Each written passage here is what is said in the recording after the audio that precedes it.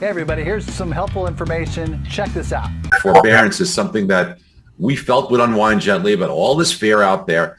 And in breaking down the numbers, you know that forbearance right now is down to about 1.5 million units in forbearance. And certainly, we want to watch out over that. But about 23% of those are paying them on time. But there are other categories here that are making it seem like forbearance is going to truly unwind gently, as we felt, and not really be an issue. Now, Dan, I know you've done some work on some of the other categories, and it's very interesting to see how forbearance or the prospect of forbearance issues should be mitigated. Yeah, so I did some deep dive digging on this, and I wanted to just break this down and read some of the stats to you. So initially, like at the peak, there was about 5 million people in forbearance. And as you mentioned, there's about 1.5 million left. So of the ones that have exited, here's how they've done so. So about 23% remained current on their payments. So they just had it as kind of like back support there. 13% made a lump sum payment reinstatement that brought their account current. 7% paid off their loans through refinance in this kind of market like we've been covering. 28% had deferral plans. 16% canceled without a loss mitigation. So the real important thing here is that only 0.65% of exits have been into other resolutions, which can include like short sales or foreclosures. So if we use these numbers and we look at the 1.5 million people that are still left in forbearance, that means you only have about 2,400 homes that, based on these figures, would go into some kind of an issue, whether it's a short sale or into a foreclosure.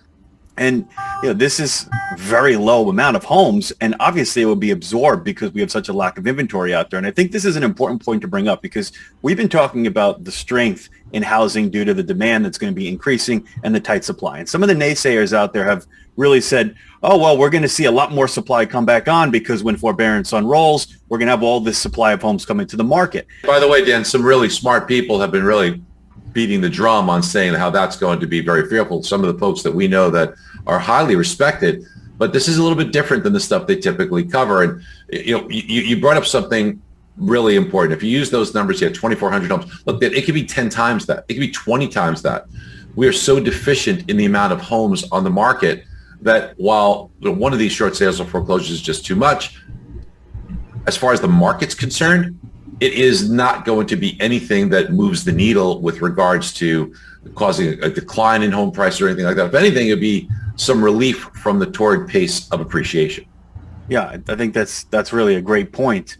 And it's part of the reason why we think that homes are going to continue to appreciate, hopefully at a little bit of a slower pace, but not see a big decline like some others in the media out there might lead you to believe. And there's a reason why CoreLogic just reported that, hey, foreclosures are at 0.2%, the lowest level in over 2 decades. And I think we did the math last week where it was like 1 in 750 homes or so.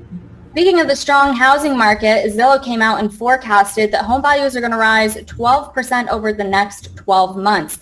They also broke down rentals, which rose 1.7% in the month of August. That's off a 2% high in the month of July, and they're up 11.5% year over year. Now, this is a mismatch from what the CPI stated as far as rental prices rising 0.3% month over month.